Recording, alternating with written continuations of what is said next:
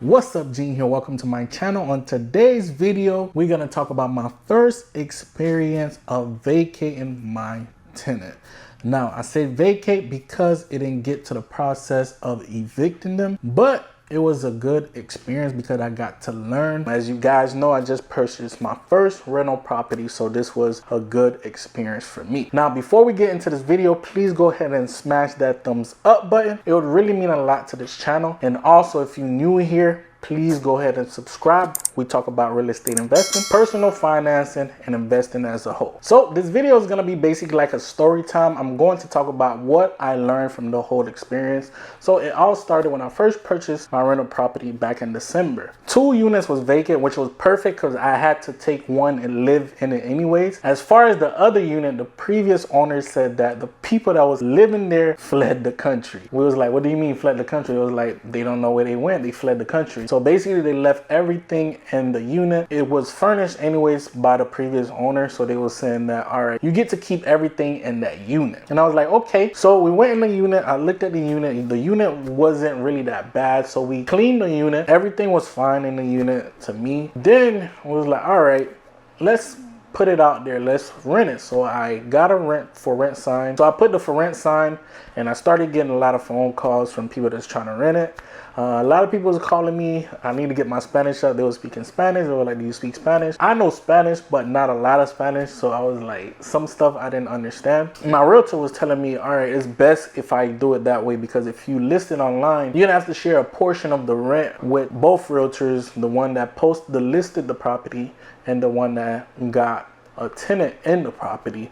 I didn't know that at first. So it was the middle of the month. I was getting tired. I was like, man, I need to rent this property because it's vacant. So basically that's what I was thinking, for me to rent it. Then I had a friend, a college friend that was a realtor. I knew her since college. She's a realtor. So she be posting as far as like properties for rent. She helped people with buy property. So I was getting tired. So I was like, man, I got to get this property rented. So I contacted her and she said she could help me. Then she listed the property. About 2 to 3 days, she contacted me saying that someone wanted to rent the property. I was like, okay. She was like, that was fast. I can't believe it. I was like, okay.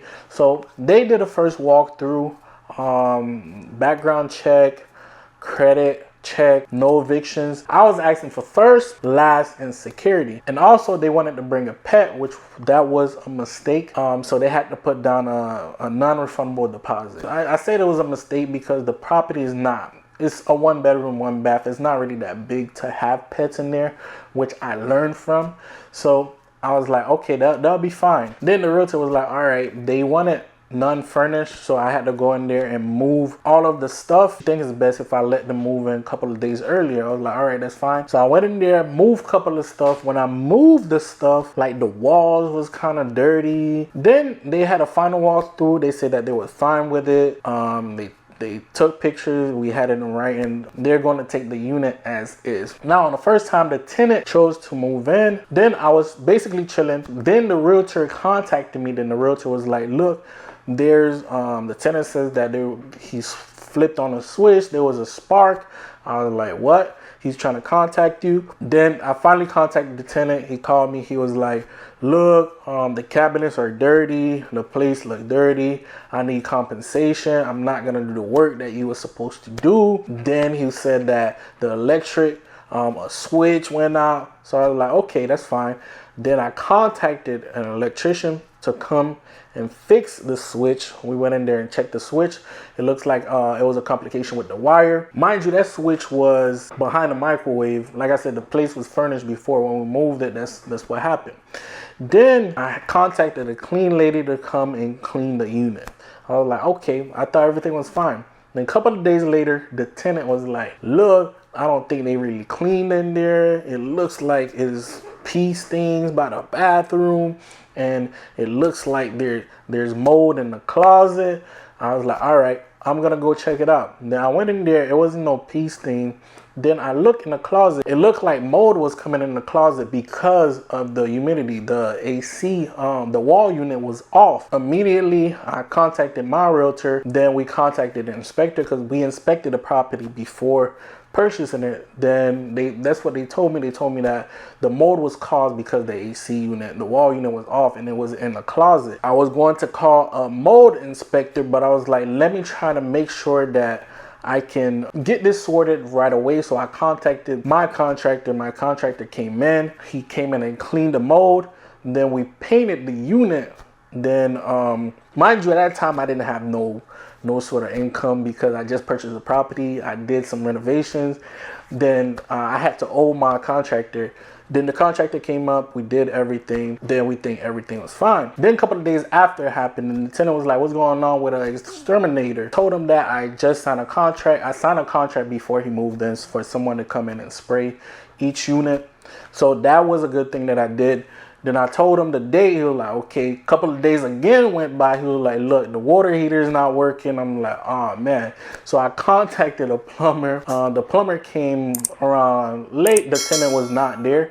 Then the next morning, the tenant was like, look, I took care of it. It looked like it was a dead wire. Then the tenant contacted me again. Hey, I ordered my own mold inspector because I told you at the beginning to take care of this. And mind you, at the beginning, it was like 4 or 5 days. The tenant first moved in. He was already asking for his refund. He signed the lease. He was like, man, I want my money back. That's why I had to take care of the issue real fast with my own contractor. Fast forward to the story. The tenant was like, man, I told you this already.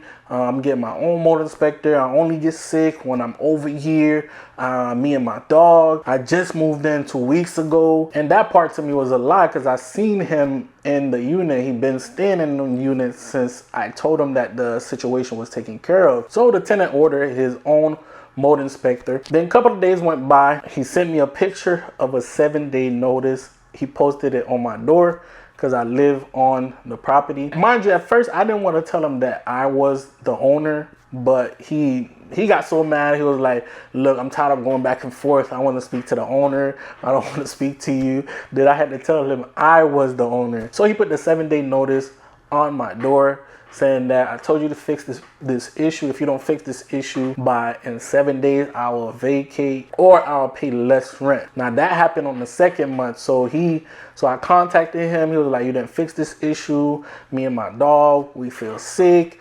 Then he was like, I'm going on a rent strike. I'm not paying any rent until you fix the issue.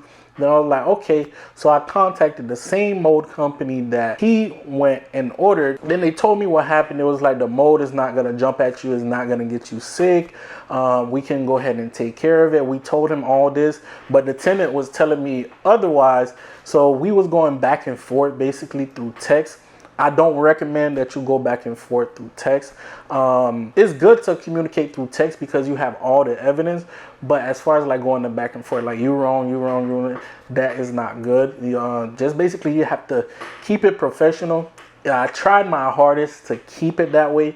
Then the tenant was like, look, you owe me $4,350. I want my money back. I'm not paying rent. So when I contacted the mold company, I also contacted them for them to come into the unit.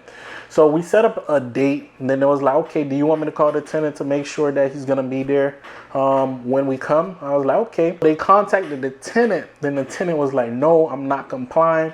You guys can't come in here to clean the mold. I don't know where I'm gonna stay. I'm gonna be homeless. So the tenant was going on basically in the tantrum. Then they contacted me. They told me all this information. It was like, look, this is what the tenant says. They're saying that they're not complying, that they don't know where they're going to stay. And the more people told him that he don't have to vacate the property, he could just remain there while they do like the ozone cleaning, like stuff like that basically. Then the tenant was like, no, I'm not complying.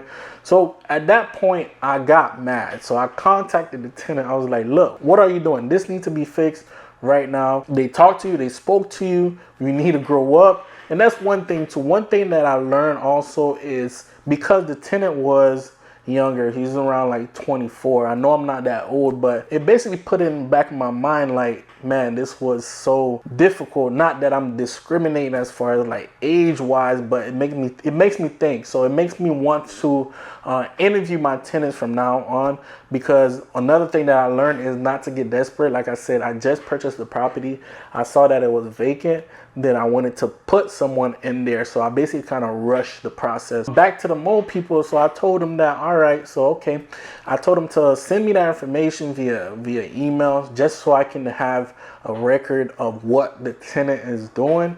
Then the tenant also contacted me like, look, if you don't give me my full money back, I'm gonna contact the lawyer. I already contacted the lawyer. So basically the tenant was trying to scare me. He said that I gave the lawyer all the information. The lawyer said that it was an easy case, and also that if we take it to court, if you don't give me my $4,350, it's gonna be worse, because they're gonna get you for me being sick. They're gonna get you for my dog being sick. So I basically told the tenant at that point, it was just like I didn't want to go back and forth anymore. I was like, God bless you. He was kind of confused. I was like, yeah, God bless you. So at that point, I was listening to different kind of people. I spoke to my realtor like, yeah, try to give him his money back. You don't want that headache. I was like, okay. Then he was like, probably trying to take advantage of you, probably because he think that you won't have no money. So he's trying to take advantage of you because he's trying to go to court. Then I spoke to different people. Some people said, don't give it to him. So I was like, okay. So I sat there, I was thinking, I was like, man, because at that time I didn't have a lawyer. I didn't know what to do. Like I said, this is my first situation. So I was thinking, I'm like, all right. So I prayed about it, did everything. Then I was like, okay. So then I contacted an actual real estate investor. You may have seen us video. I'm gonna put it right here. I contacted Derek.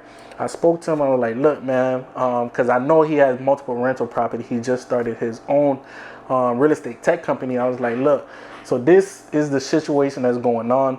And before that, I did contact the lawyer. The lawyer was saying, okay, we're gonna charge you $1,000.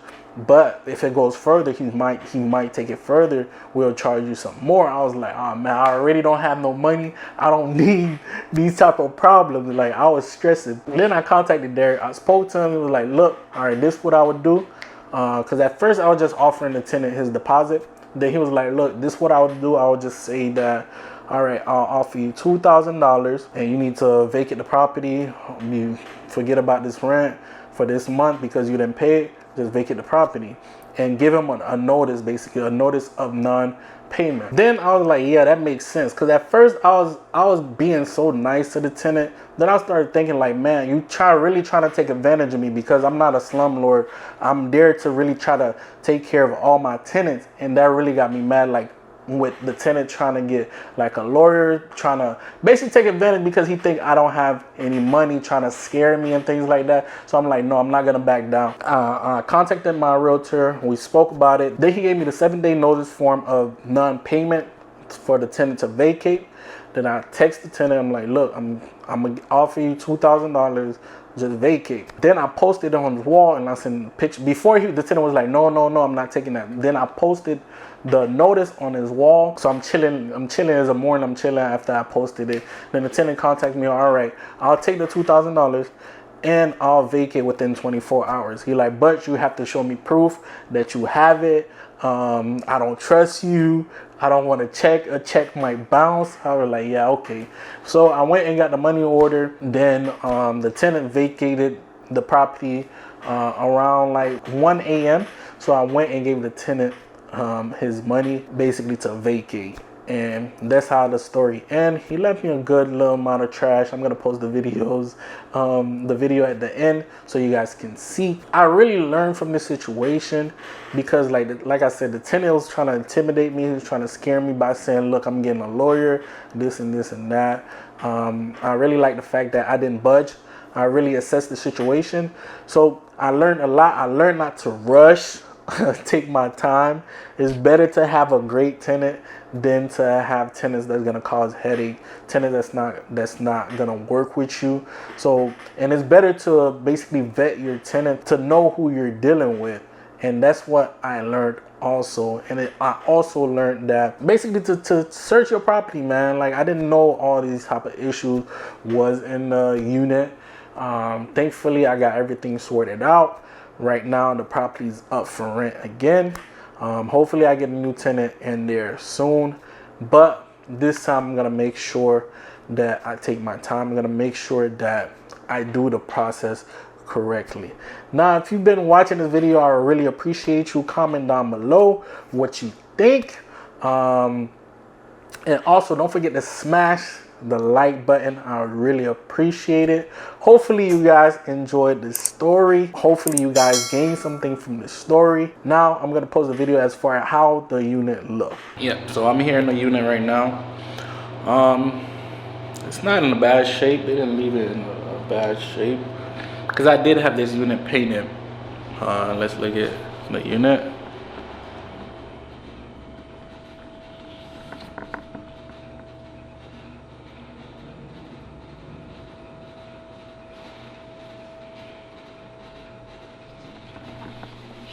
Yeah, so they left this couch here. This couch looks super old. You can't even flip this couch. I've been seeing like YouTube videos where people make videos of talking about like flipping couches. I don't even think you could flip this couch.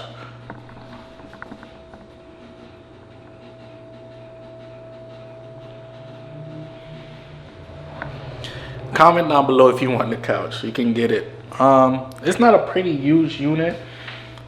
It's not in a bad shape, but I am in the future looking to basically upgrade the kitchen and the bathroom and the floors. As far as you guys know, I just purchased this property. So right now, I'm just gonna go ahead and get it clean. I already called people to get it clean. As far as any mold issue, I called the mold response team to come and clean this property also. Like I said, I didn't get into this real estate investing to become a slumlord. So yeah, I just want to add the value to for the tenants. And look at the room. I may have to throw these.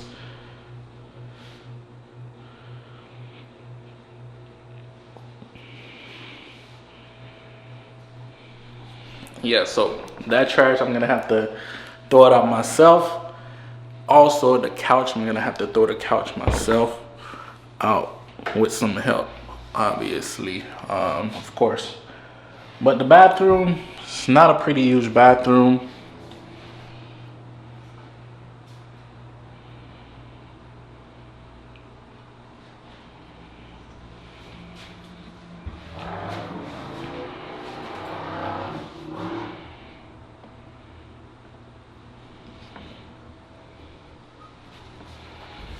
Yeah, the bathroom is not a pretty huge bathroom. And one thing I did when I first moved here, I know you guys see he has all these traps. The tenant got all the traps in here. I did call somebody, exterminator, and I got a contract with them to come every 3 months to basically come and spray the unit because I believe because of the outside, it's kind of like, it has like a lot of trees and tree trunks and stuff like that. There's no grass though. That's one good thing. There's no grass. But I did call somebody. I do have a contract for them to come here and spray it for every 3 months. And that's a good investment, you know, just for the tenants to be more comfortable.